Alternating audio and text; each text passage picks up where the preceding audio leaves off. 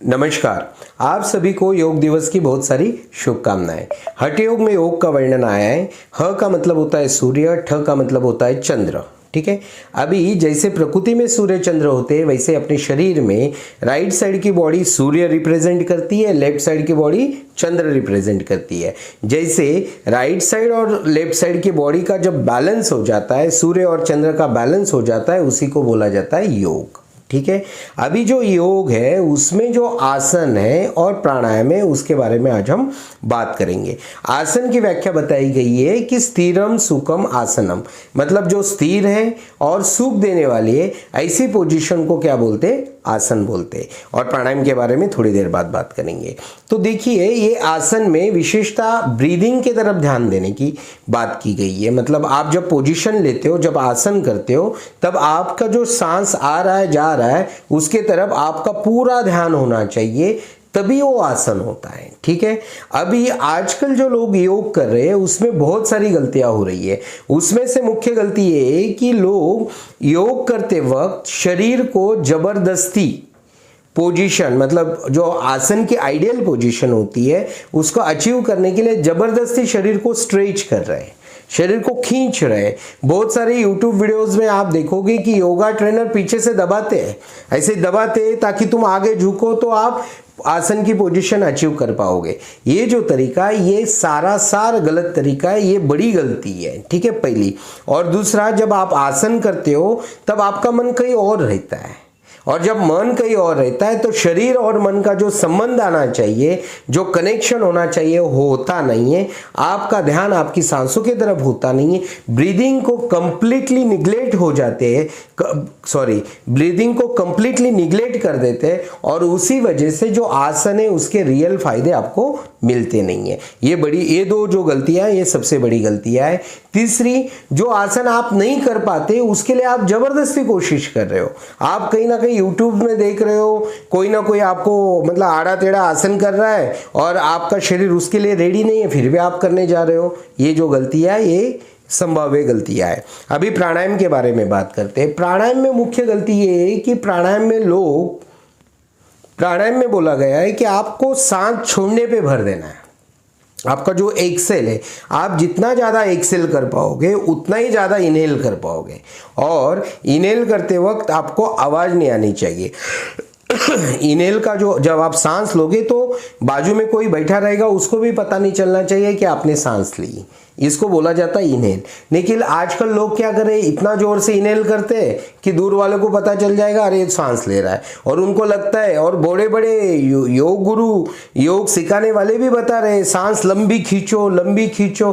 भाई उसमें खींचो ये वर्ड आना ही नहीं चाहिए। जहां आप बोल रहे सांस को लंबी खींचना है, ये गलत वर्ड है। सांस गहरी आनी चाहिए, खींचनी नहीं है। आएगी कब? जब आप सांस को निकालोगे। ठीक है। तो आप प्राणायाम में गलती क्या कर रहे हो? आप प्राणायाम में सांस को जबरदस्ती भर रहे हो, खींच रहे हो। ठीक है। और वो सांस को खींचने के लिए आप ये नेक के मसल यूज करते हो। इसलिए बहुत सारे लोग हैं उनको प्राणायाम कुछ दिन करने के बाद गर्दन में दर्द, सर में दर्द हो जाता है। ठीक है।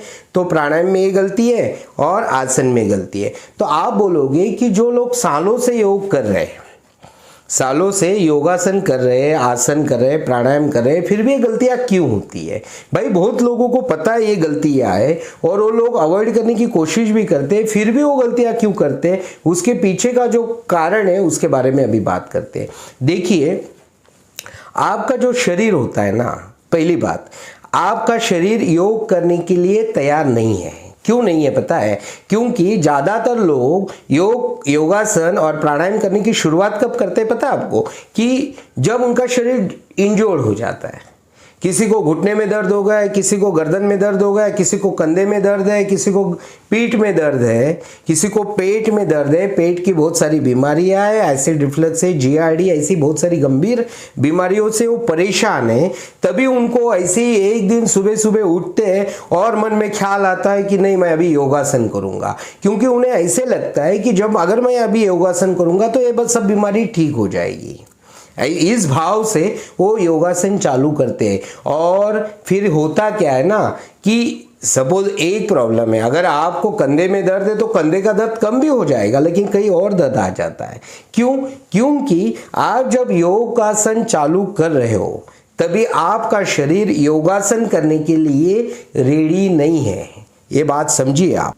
अगर आपके शरीर में कहीं दर्द है, इसका सीधा मतलब है कि आपकी राइट साइड की बॉडी और लेफ्ट साइड की बॉडी, इनका जो बैलेंस है गंभीर स्वरूप से बिगड़ा हुआ है, या फिर आपका पोस्चर अगर खराब है, तो ये दोनों वजह से आप योग नहीं कर सकते। अगर उस कंडीशन में, उस स्थिति में आप योग करने जाओगे, योगासन करने जाओगे, योग का मेरा मतलब है योगासन, योगासन करने जाओगे तो समझ लेना आप प्रॉब्लम कम नहीं, प्रॉब्लम बढ़ाने वाले हो। ठीक है, प्राणायाम का तो दूर ही है, आप योगासन ही नहीं कर पाओगे तो प्राणायाम की तो बात ही छोड़ दीजिए। ठीक है, तो आप बोलोगे फिर हमने योग ही नहीं करना है क्या?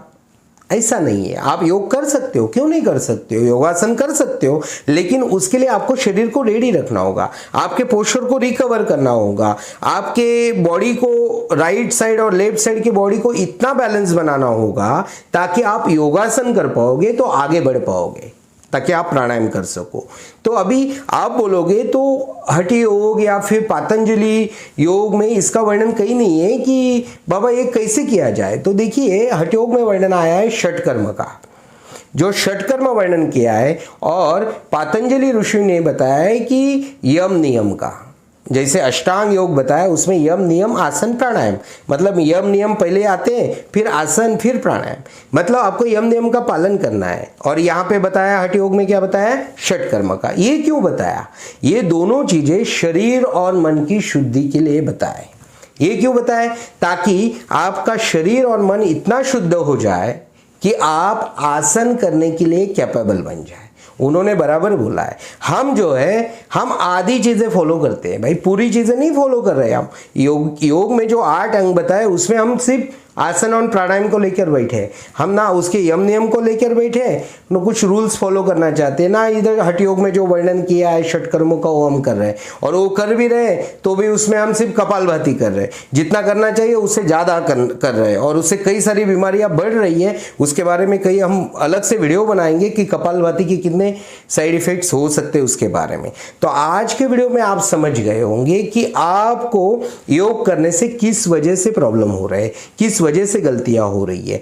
ठीक है, तो आप संभाल कर योग कीजिए, ध्यानपूर्वक योग कीजिए। आप योग कर ही रहे हो तो अवेयरनेस के साथ कीजिए, और सच में जो ग्रंथों में बताया है वैसा योगासन कीजिए, तो आपको फायदा निश्चित ही होगा। और शरीर में आपको कोई दर्द है तो आप पहले शरीर को रेडी करने के लिए जो हमारे चैनल्स पर ब्रीदिंग एक्सरसाइजेस है, वो क्या है, हम पोस्चर रिकवर करने के लिए ब्रीदिंग एक्सरसाइजेस दे रहे हैं, तो ब्रीदिंग एक्सरसाइजेस कीजिए, और पोस्चर रिकवर होने के बाद, शरीर का दर्द हटने के बाद आप योग जरूर कर सकते हो। ऐसी वीडियोस देखने के लिए आप इस चैनल को सब्सक्राइब कीजिए। अगर आपको लगता है कि आज का वीडियो इंपॉर्टेंट है, लोगों को ये जानकारी मिलनी चाहिए, तो ये जानकारी ज़्यादा से ज़्यादा लोगों तक पहुँचाने के लिए वीडियो शेयर कीजिए।